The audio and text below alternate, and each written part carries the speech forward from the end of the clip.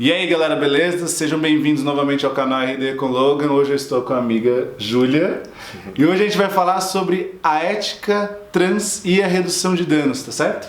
Exatamente. Mas primeiro, gente, eu gostaria de falar duas coisas pra vocês. A primeira coisa é que se vocês quiserem o livro da Júlia, Amor e Revolta, tá aqui, ó. Só entrar em contato com você pelo Instagram, certo? É. Esse aqui é um livro de poema, é isso? Poesias. Poesia. Eu gosto muito de poesia, sempre escrevi. E aí esse livro aí tem minhas poesias dos 19 aos 29 anos, assim, uma década muito marcada pelo meu envolvimento político, minha descoberta em relação a ser uma travesti, né, e as revoltas da vida. Tá certo, tá aqui, galera. Vamos lá? Bora. Gente, não se esqueça de se inscrever, comentar, compartilhar essa parada toda. E é isso.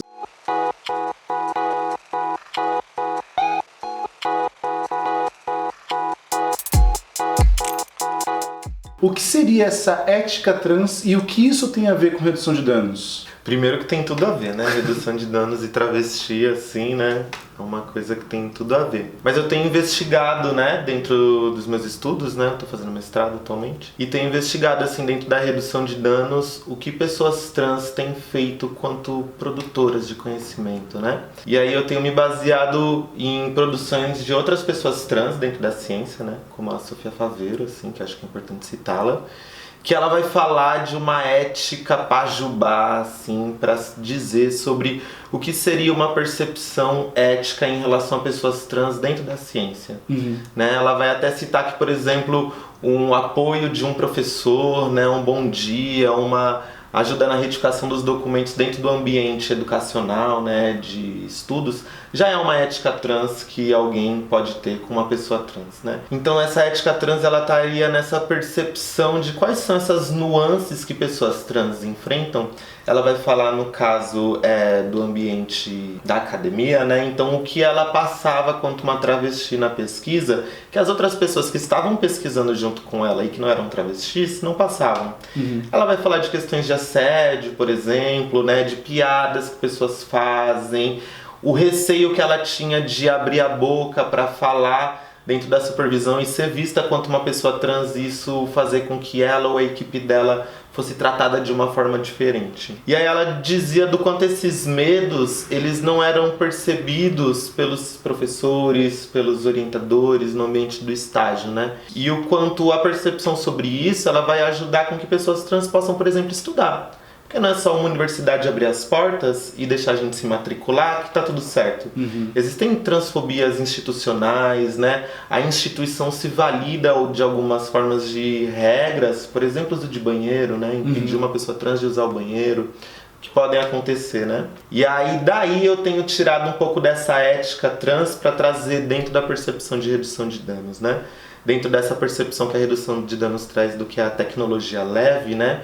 Que está relacionado a esse cuidado micropolítico, né? Da relação, do contato, onde existe uma sensibilidade ali na relação que se estabelece, que ela é muito importante e fundamental para a aderência, por exemplo, de uma pessoa a uma terapia ou até mesmo a redução de danos. Quando eu falo da redução de danos, eu vou falar um pouco do que começou a acontecer no SUS, né? Porque conceituar a redução de danos, a gente ficaria, né, uma hora assim, filosofando sobre onde nasceu e tal.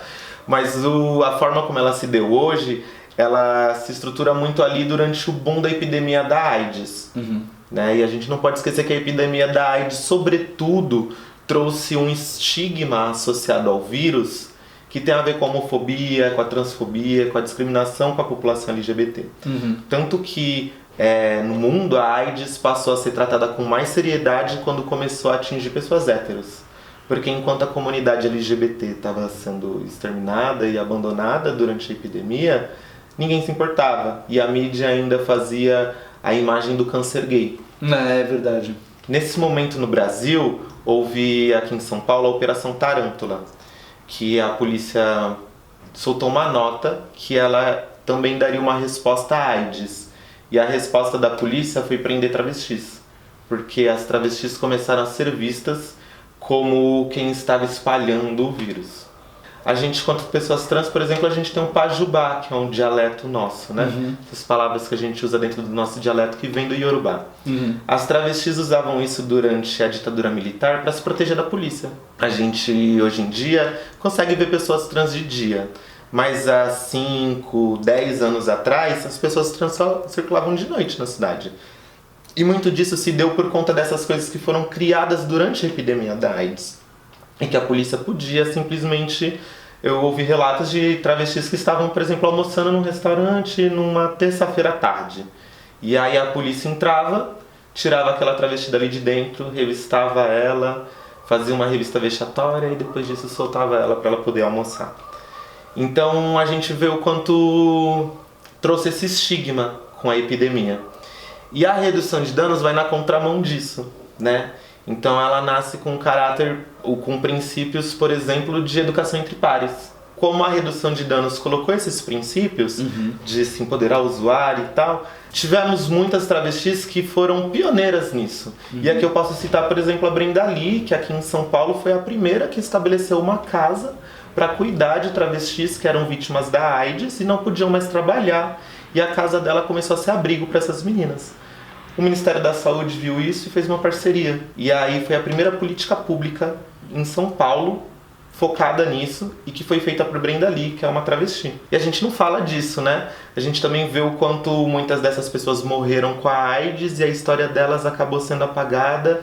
E hoje em dia a gente pensa nas travestis como foco da política e não como cérebros pensantes que estruturaram essa política, né? Sim. Como que você vê essa questão, né, da ética trans e da redução de danos hoje no Brasil? Eu acho que hoje a gente está conseguindo estruturar e fomentar esses saberes, né? Na redução de danos, acho que a gente está entendendo com o acúmulo que temos de movimento social, de debates sobre racismo, sobre transfobia, de entender como o que é uma transfobia institucional, de entender como que a transfobia se estabelece na cidade, de entender como que as pessoas trans se organizam contra a transfobia, né? De entender como estabelecer ponte com a comunidade trans. E aí eu acho que esse acúmulo político, assim, ele tá nos dando uma clareza maior de como instrumentalizar isso.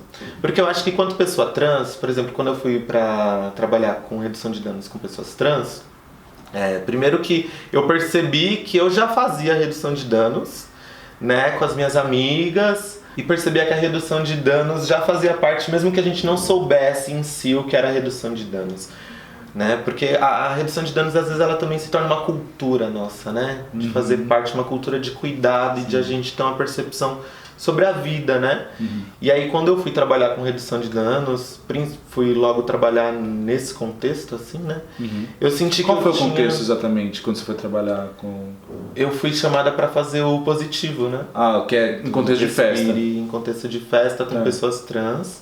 E aí, quando entro para dentro do coletivo de redução de danos em contexto de festa, para debater isso especificamente, foi uma experiência muito privilegiada. E com o tempo eu vi que era um ponto fora da curva dentro dos coletivos de redução de danos em festa, porque os coletivos de redução de danos em festa não falam sobre acolhimento de violências como racismos que acontece dentro de festivais, transfobia, violência sexual contra as mulheres. Existe uma dificuldade, né? Exato, né? A gente, quando pensa na redução de danos dentro de festa, a gente vai pensar na substância e a gente não pensa o contexto. A realidade política, o que acontece quando pessoas tão diversas se encontram. Elas às vezes vão brigar, às vezes vão se desentender. Por que a gente não previne isso? A gente só age quando a violência acontece, por exemplo, né? Tem uma percepção que é muito importante a gente falar sobre ética, principalmente quando a gente fala sobre drogas. Porque a gente está falando de uma pauta que ela foi instrumentalizada para marginalizar pessoas pretas, pobres e periféricas, assim, né? Quando a gente fala de droga, o que acontece? Qual é a nossa realidade, né? Os manicômios estão cheios de pessoas negras. Você vai nos CAPs, muitas pessoas negras. Você vai nos presídios, muitas pessoas negras. Então a gente tem uma responsabilidade histórica quando a gente toca nessa pauta, né? E eu acredito que os coletivos de redução de danos, eles devem se apropriar dessa história como um capital político e cultural nosso, sabe? Algo de muito orgulho nosso e que isso não pode ser instrumentalizado. A gente tem um futuro nebuloso em relação à maconha. Como as empresas multinacionais têm vindo para o país, como elas têm instrumentalizado em torno de si a pauta da maconha, ela cada vez mais tem empobrecido o debate de seu cunho político e se resumido a substância como uma simples substância. Não se entende o contexto, não se entende os sujeitos, não se entende, né? Eu acho que isso empobrece o debate. E se a gente, quanto coletivos de redução de danos em contexto de festa, não se apropria disso, a gente vai ter um futuro onde o nosso trabalho vai ser instrumentalizado por essas empresas. Porque eu acho que a gente perde muito com isso e a gente faz com que não se entenda a importância do trabalho do redutor e da redutora de danos, né? A gente tem um trabalho muito fundamental dentro dos festivais, né?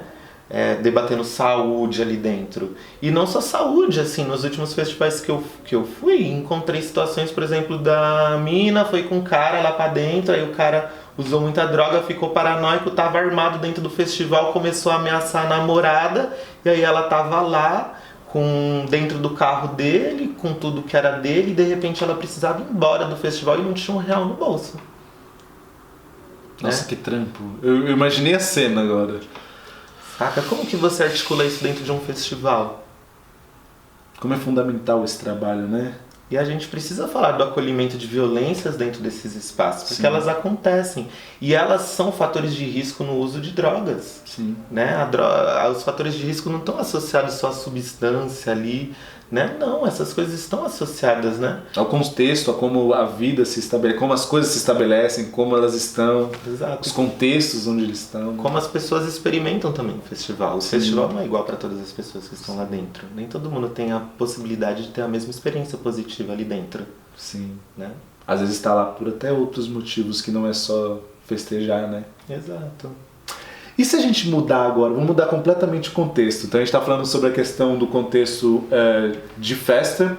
E se a gente for falar sobre o contexto de pessoas em situação de rua e vulnerabilidade, como que isso se dá? É diferente? É igual? Como que é isso? Ela vai ser diferente, né, por conta do contexto ser diferente, assim, né? Mas continuo falando disso, né? O quanto a transfobia é uma questão de um fator de risco no uso de drogas, né? Uhum. E quando a gente está numa situação de vulnerabilidade, acho que quando a gente fala de situação em pessoa, trabalhar com redução de danos com pessoas em situação de rua, a droga é um dos fatores, né? A substância é um dos fatores, porque a gente está falando em vários outros fatores de risco ali, né?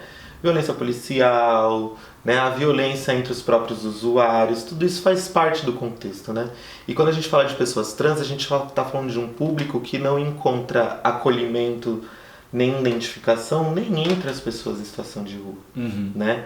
Tem uma relação difícil com as mulheres cis, os homens cis se relacionam com essas pessoas às vezes em troca de favores sexuais, não são sujeitas ali dentro, né?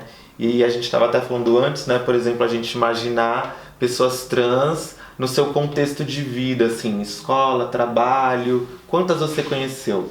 E imaginar quantas você conheceu em situação de rua. A gente vê como ser trans é um fator que leva essas pessoas para a rua. Sim. Que talvez se elas não fossem trans, talvez elas não estariam ali. E a transfobia é um fator de dificuldade dessas pessoas ali. Então, a redução de danos precisa olhar para a transfobia como um fator de risco e assumir um compromisso coletivo de alterar a realidade dessas pessoas. Porque não é uma obrigação das pessoas trans, ou não é uma responsabilidade das pessoas trans acabar com a transfobia. Não fomos nós que inventamos isso, sabe? Nós somos vítimas disso. Então a gente precisa que isso seja um problema coletivo.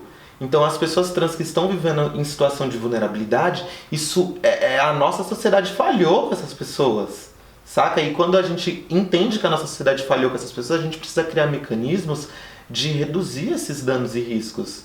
Porque a gente está falando de pessoas brilhantes. Eu conheço pessoas trans em situação de rua que, se elas não tivessem situação de ruas, elas poderiam estar passando por galerias de artes incríveis dessa cidade. Elas poderiam estar trabalhando com costura, com tantas outras coisas que elas gostam, mas elas não conseguem simplesmente pelo fato de que elas são trans. Imagina que você é um cara que está lá na cena e você percebe que tem uma travesti lá. E aí ela já passou por tantas coisas na vida dela que ela não vai confiar de cara em você. Lógico. Por mais que você seja profissional de saúde, você vai chegar lá, vai conversar, ela vai, né, ceder uma coisa ou outra, mas coloca uma travesti para fazer essa mesma coisa. Mas até porque também os serviços de saúde, os profissionais de saúde, o quanto muitos lugares também violam direitos dessas pessoas e repelem essas pessoas do serviço também, né? Exatamente. E aí entender isso, o quanto isso é importante, né? Porque se tem intenção de fato de que as pessoas trans vivam de forma diferente, a gente tem que ser contratada.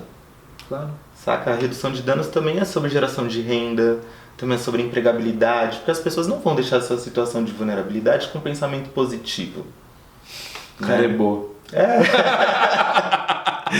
Acredita que vai dar certo, sabe? Pensamento positivo. Outro dia uma pessoa, não sei com quem eu tava conversando, assim, eu falei, às vezes é complicado a vida, né? A gente, quanto pessoa trans, não acredita que pode chegar em alguns lugares, a pessoa fala, para, boba, a linha da quebrada tá aí, ó. Saca? Tipo, não é porque uma pessoa trans se destaca que a gente mudou tá resolvido a o problema, social. Né? Exatamente. Até porque a gente se destaca depois que a gente já conquistou títulos. Sim. Né?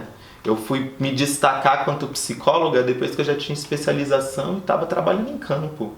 Enquanto muitas pessoas nem saíram da universidade já são destaques. E muitas pessoas que não conseguiram nem se formar porque não conseguiram oportunidades de trabalho, tiveram problemas em casa, foram expulsas. As pessoas trans não estão só nessa outra ponta da política a serem atendidas, né? A gente também está dentro dos serviços de redução de danos produzindo esse tipo de tecnologia. E que às vezes é minimizado, não dá a importância que se deveria dar, saca? Às vezes se olha pessoas trans que estão trabalhando com redução de danos, acha que ela já tem o suficiente só porque ela não se prostitui, por exemplo. Sim. Né? Então existe também uma dificuldade às vezes da gente se alocar quanto profissional. Porque o meio até acha genial. Eu tenho pessoas que acham genial meu trabalho e querem que eu vá trabalhar de graça para elas. Seu trabalho é genial, vem fazer um trabalho aqui, não te oferecem um salário. Sabe? Vem fazer uma live, vem fazer um debate, querem se apropriar de todo esse capital político e cultural que eu tenho, que eu adquiri, e não querem pagar R$1 por isso. É um favor, porque tá me dando. Porque eu tô ajudando ela a aparecer, visibilidade. Por favor. Aí chega um bambambam teórico que tem mestrado, doutorado. Paga passagem, paga hotel de 5 estrelas, já vi isso. Paga rios de dinheiro. Sim. Só porque a pessoa tem um papel lá escrito que ela sabe o que ela sabe. Porque também é branco, é médico, né? Exatamente, né? Qual é o corpo digno de prestígio social? Nossa, é isso. Sabe? E eu acho potente na redução de danos isso, né? A gente inverter essas polarizações. E aí isso me lembra um pouco do que o coletivo Tem Sentimento faz na Cracolândia, né? Que trabalha com mulheres trans e mulheres cis ali do fluxo da Cracolândia, né? E durante a pandemia, essas mulheres que sempre foram vistas de forma tão exotificada por aquelas pessoas que estão ali também em situação de rua, passaram a se organizar e distribuir marmita para as pessoas, né? E como isso mudou a imagem dela entre as próprias pessoas em situação de rua. Então eu acho que a gente, quanto redução de danos, pode se apropriar de coisas assim também, né? Ver uma pessoa que é tão marginalizada ali por ser trans e começar a pegar pessoas trans para fazer ação de saúde nesses lugares, vai mudar um negocinho ali que você não vai precisar fazer uma formação sobre transfobia para você entender que aquelas pessoas precisam ser respeitadas. O lugar delas no imaginário daquelas pessoas vai começar a ser ocupado por outras coisas. Porque quando a gente só conhece pessoas na situação da prostituição, a gente imagina que toda pessoa trans é prostituta, por exemplo. Pode crer. Quando a gente começa a ver que pessoas trans são, né, eu sou psicóloga, sou escritora, a Matusa que está à frente do Edley, a Léo Aquila aqui em São Paulo trabalhando, tantas pessoas trans se destacando, né, a Erika Hilton, a Erika Malunguinho. A gente hoje em dia está vindo para a sociedade com uma proposta de uma sociedade para todos, não só para pessoas trans. Sim. Saca? E isso está fazendo com que a nossa imagem seja mudada socialmente, né? O que antigamente imaginavam que a gente só poderia ser prostituta, hoje em dia a gente mostrou que a gente está empenhada a ser muito mais, né? Não que seja errado ser prostituta, não é isso que eu quero dizer, mas quando isso é a única opção, só porque você é trans, é outra coisa, né? Sim. E aí acho que mexer com essa imagem, entendendo isso também como uma tecnologia da redução de danos. Saca? A gente consegue entender isso com o uso de substâncias que a gente não precisa, por exemplo, falar sobre drogas para estar fazendo um trabalho sobre redução de danos. Perfeito. E a gente não precisa necessariamente estar ali falando só sobre transfobia para fazer ações contra a transfobia. Existem essas expertises que a gente pode usar, assim, né? E que são muito preciosas. Que incrível. Ju, muito obrigado, de verdade. Eu queria muito já ter te entrevistado antes, já estava tentando há bastante tempo, inclusive. E é isso, gente. Eu espero muito que você tenha gostado de participar. Espero muito que vocês tenham gostado do conteúdo. Eu tenho certeza que eles gostaram, porque eu estou amando. E é isso, gente. Então, até a próxima.